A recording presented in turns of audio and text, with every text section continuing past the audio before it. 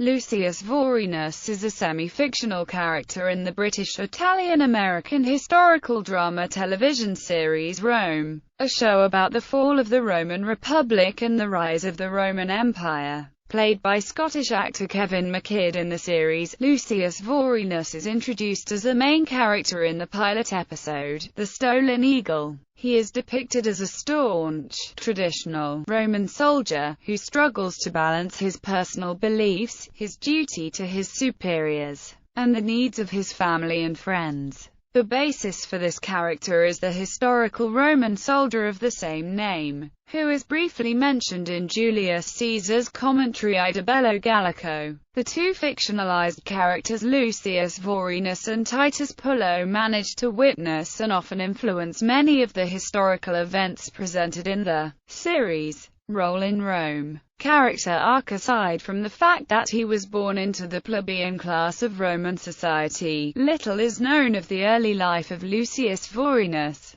In the pilot episode, he says that his mother's people raised horses in Mutina, and in the third episode of the first season, when sacrificing at the altar of Venus, he identifies himself as of the tribe of Stellatina. Given this information, it seems likely that his distant forebears were small landowners and that his paternal line came from the tribes in the area of Etruria, thus making him of the non-urban civis Romani. We infer that his family was not rich, but they seem to have had sufficient means to give Lucius an education. We know that Lucius married Niobe when she was young, by special dispensation from the legion, but Lucius does not seem to be much older than she is, given the age of their elder daughter when Lucius returns to his family in How Titus Pullo Brought Down the Republic. We can infer Lucius and Niobe previously shared some years together as a married couple. When Julius Caesar begins his Gallic Wars, Lucius is forced to leave his family to serve in the 13th Legion. He does not see his wife and daughters again for another 8 years. Lucius reveals that he is a competent and respected soldier and rises through the ranks. When the series begins, we see him as a centurion at the siege of Alesia, fighting in the front lines with his men, including Titus Pullo. Events do not bode well for the relationship between the two men, as in that battle, a drunk and crazed Pullo charges into the ranks of the Nervii, in violation of orders and military discipline. Despite the fact that Vorenus leads the men to retrieve the encircled Pullo, an action during which Pullo decks Vorenus with a right hook, Vorenus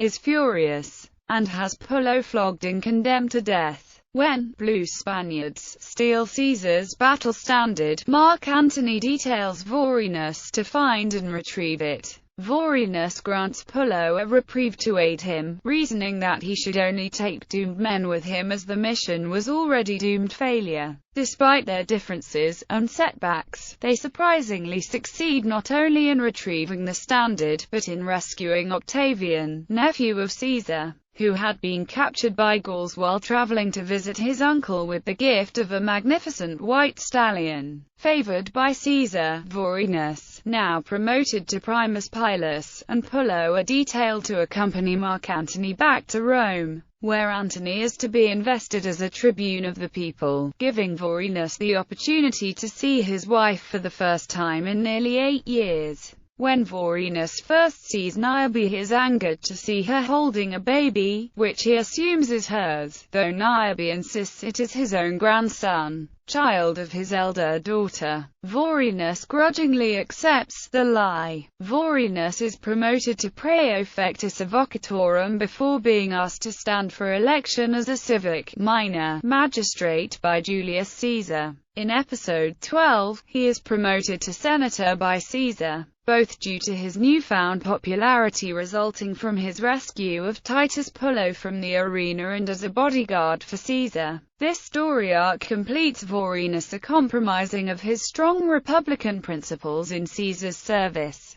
On the Ides of March, Vorenus is told the truth about Niobe and his grandson, as part of the conspiracy against Caesar. The information is intended to make him leave Caesar's side and go home, so as to leave Caesar vulnerable to the ambush awaiting him in the Senate house. This truth is that his grandson is really Niobe's illegitimate son, born of an affair while Vorenus was in Gaul. Along with Mark Antony's delay outside the Senate, the fact that Vorenus does dash home gives the conspirators their chance to assassinate Caesar. When Vorenus arrives to confront Niobe, she commits suicide, throwing herself off their second-story balcony. Enraged by his discovery, Vorenus curses his family and storms off in a bewildered rage, leaving his children behind to prepare their deceased mother for her funeral. Before Vorenus can return, erased Fulman abducts the children as repayment for Vorenus' many slights against him. Not long after returning, Vorenus learns of the abduction and tracks down the gangster, confronting him about the abducted relatives. Erased claims that he's raped and killed the man, which results in Vorenus decapitating him. Lucius keeps the head because it pleases him to look at. After Lucius refuses to get out of bed for several weeks, Pullo is able to convince Mark Antony to visit. On Antony's orders, Vorenus assumes Erast's position as head of the Aventine and becomes a ruthless and cold gangster. This leads to a falling out with Pullo, who leaves with Irene and comes back after 3 months. Finding that Vorenus has gone north with Mark Antony when his alliance with Octavian went sour, Pullo, while in Rome, discovers that Vorenus' children are alive. Pullo tracks Vorenus down in the aftermath of the Battle of Mutina, and together they rescue Vorenus' children from a slave camp. Vorenus resumes a more enlightened control of the Aventine on his return, but leaves for Egypt with Antony when he learns of his children's hatred of him for causing their mother's death and cursing them. In Egypt he serves as captain of the guard at Antony and Cleopatra's court, commanding African mercenaries rather than Roman legionaries. Mentioned as being one of only 2 persons with direct access to Antony, he also appears to be the only courtier who does not descend into the debauchery and vice seemingly ubiquitous in the Egyptian court. His life is simple in devotion to his duty to serving Antony. Later, he assists Antony in committing suicide after Cleopatra fakes her own. In the aftermath of Octavian's victory, he flees Egypt with Caesarion and meets up with Pullo. Octavian had dispatched Pullo to find them and to kill Caesarion, which he has no intention of doing.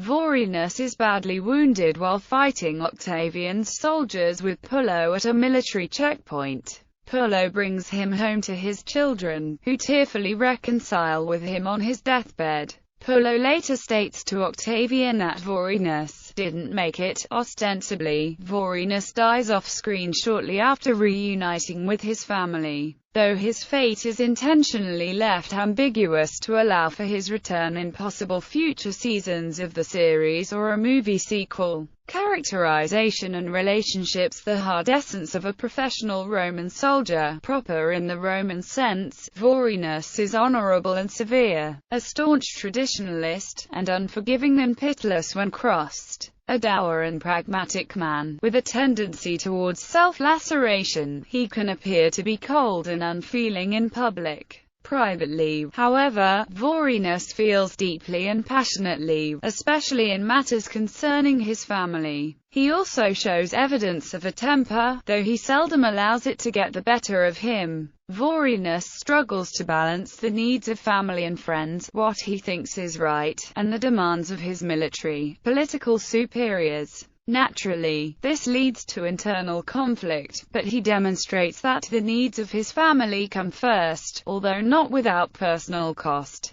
Lucius is an educated man and is of high rank within his legion. Strongly religious, he does not have promiscuous sex, protests lying and refuses to live in a manner he judges to be dishonorable. He is described as being a Catonian. Historical consistency. While Lucius Vorenus is in fact a historical figure in the Roman invasion of Gaul who fought with Titus Pullo as great friends and rivals, his life after that is unknown and entirely fictional. Reception. Brian Lowry from Variety magazine commented on Kevin McKidd's acting and said, "Stands out when comparing him to the other actors in the series.